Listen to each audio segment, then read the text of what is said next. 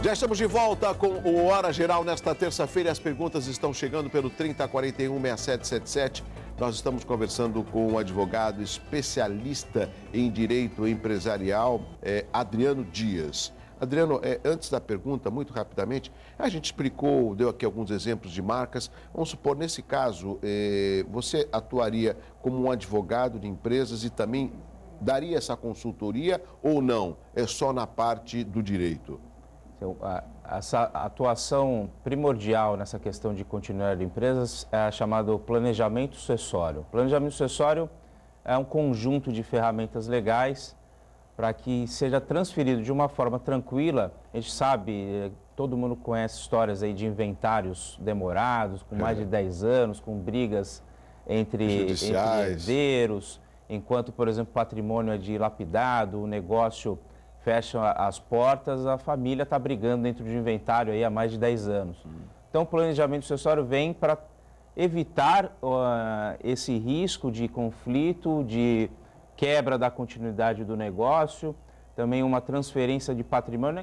Não serve para quem só tem negócio, por exemplo. Se você tem patrimônio, tem herdeiros, o planejamento sucessório serve para já prevenir isso. E isso é uma área do direito civil e uma área do direito empresarial, com ferramentas dos dois ramos do direito para ser aplicado de uma forma adequada para quem tem intenção de já preparar a sua herança, a sua sucessão. Adriano, o Augusto Gomes da Ponta da Praia acabou de ligar no 3041-6777 e faz a seguinte pergunta: se a pessoa tem mais de um filho, mas apenas um está à frente dos negócios, é preciso deixar testamento ou algo assim para a empresa continuar com aquele filho? Sim, boa pergunta. O testamento é uma das ferramentas aplicadas no planejamento sucessório, mas não é a única ferramenta. Respondendo à questão, por exemplo, se ele inserir o outro filho, criar uma holding familiar que vai controlar este negócio, inserir os dois filhos como sócio, além do dono do negócio, mas já pré-ordenar no futuro, por exemplo, após o falecimento do dono do negócio, que apenas um dos filhos vai administrar essa empresa. O outro vai ser sócio, vai ter a participação dentro do negócio da família, mas apenas aquele filho que já vem atuando, que já tem aptidão para tanto, vai ter a administração, o controle diário do negócio da família. Isso é perfeitamente viável e aplicável aí à questão enviada pelo nosso telespectador. A Simone Ribeiro acabou de mandar uma pergunta pelo WhatsApp, que é o 981387000. E quando a empresa começa na família, mas há vontade de expandir e criar franquias, como proceder? Gostei dessa pergunta. Franquias é um nome novo e a gente observa que ela está sendo aí multiplicada, as franquias. Sim, a franquia é uma modalidade de expansão de negócios. Você tem todo um regramento, uma lei que prevê e que regulamenta a questão de franquias. Há necessidade de um estudo de viabilidade econômica, jurídica, financeira do negócio para se expandir, criar franquias, porque exige um custo bem elevado, existe uma preparação e uma especialidade de profissionais ali tocando e criando essa franquia, expansão de marca, publicidade, marketing, a questão jurídica, né? A lei que regulamenta a franquia é uma forma de expansão. A gente tem na nossa região aqui um número muito grande de franquias de restaurante, academias, parte de entretenimento e serviços. Mas essa franquia é viável para fins de expansão empresarial. Para fins de planejamento sucessório, eu não vejo como uma ferramenta possível, mas a franquia como fim de expansão empresarial é uma ferramenta excelente. Para que o telespectador possa entender, meu amigo Adriano Dias, advogado especialista em direito empresarial, a Casas Bahia, existem várias unidades no Brasil, não é uma franquia, tem um proprietário, né? Qual a diferença na quantidade, na expansão de filial e matriz e franquia, para que o telespectador possa entender? A filial são braços de uma mesma empresa, né? Então, eu tenho uma empresa aqui em Santos e eu quero atingir um mercado no estado de Minas Gerais, por exemplo. Eu posso abrir a minha filial no estado de Minas, ou preciso explorar alguma atividade lá, eu posso abrir minha filial. É um braço da minha empresa. O grupo empresarial, o conglomerado empresarial é o mesmo. Então, sobre uma mesma administração, sobre uma mesma diretoria, com os mesmos sócios, abre uma franquia em outro local.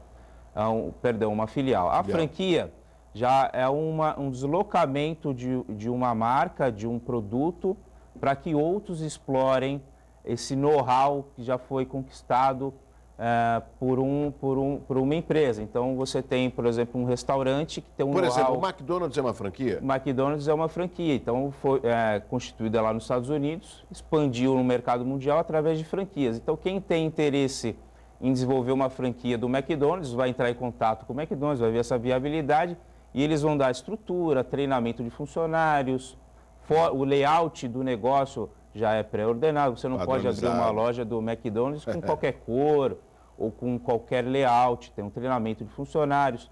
Você come um McDonald's num local, você come o mesmo sanduíche em outra loja. Na Rússia? Sim, é igual. A franquia ela traz esse aspecto diferente da filial. É interessante, só para quebrar um gelo, né? Eu gostaria que todas essas marcas que eu citei fossem patrocinadoras do Hora Geral. Eu ficaria feliz, né? Tá dando risada, Carioca? Ficaríamos, né, Carioca?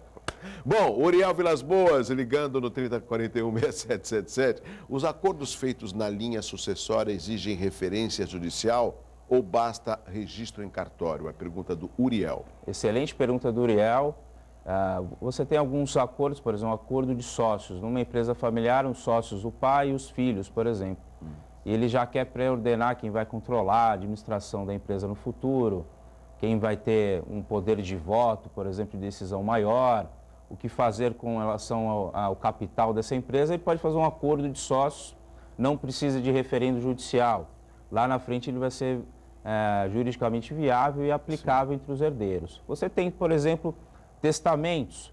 Testamentos você pode fazer de forma particular, você pode fazer em cartório. Também é uma forma de acordo para a preparação da sucessão. Assim como outros acordos, por exemplo, em regime de casamento, você tem o pacto antinupcial, que é uma forma de acordo entre os cônjuges, é feito em cartório. Então, você depende da intenção, a viabilidade para que se vai fazer esse acordo.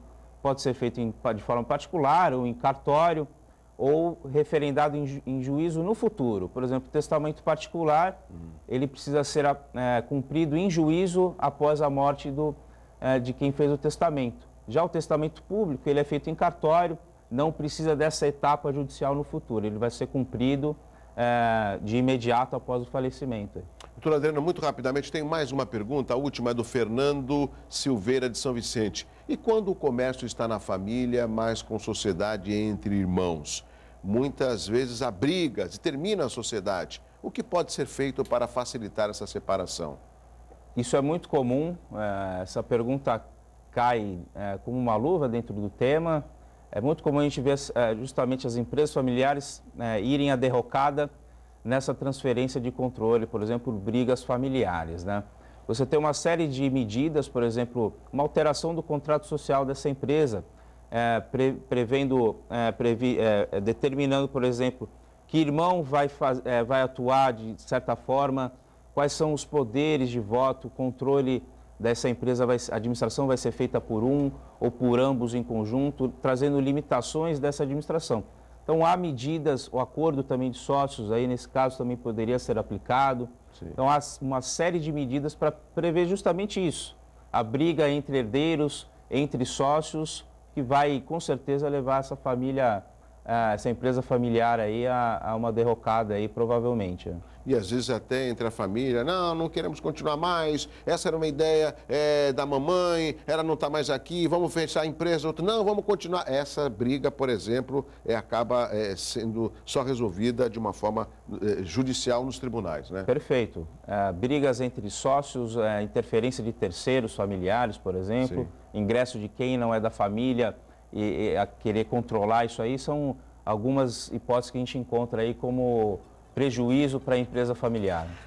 Meu amigo Adriano Dias, obrigado pela sua participação. Pode continuar mais um pouco. Excelente o seu esclarecimento. E tem aqui o Hora Geral, sempre um espaço para debater esse assunto que eu julgo importante, tá? Obrigado, Hora Geral. Obrigado, Douglas. Um abraço a todos aí. Bom dia. Parabéns para Luciana Leal, Valéria Chagas, Luciano Rabelo, Ayrton Cinto, hoje completando mais ano de vida, a jornalista Cristiane Leite, o João Veloso Júnior, Renato Penereiro, grande Renato, a Cauane Silva, o Alex Andrade, Luciane Santos, a Vanessa Soares, o Jorge Fernandes, meu grande amigo Jorge Fernandes, o xará Douglas Morgado, a Edna Silva e também o Adi Acioli. E você também, completando mais um de vida. Parabéns, felicidade, saúde, um abraço assim, ó. Um abraço bem forte, como é gostoso receber um abraço. Acho que vou ficar meia hora aqui, tô brincando. Vem aí o Jornal em Foque com meu amigo Chico Lascala. Até amanhã, tchau, tchau.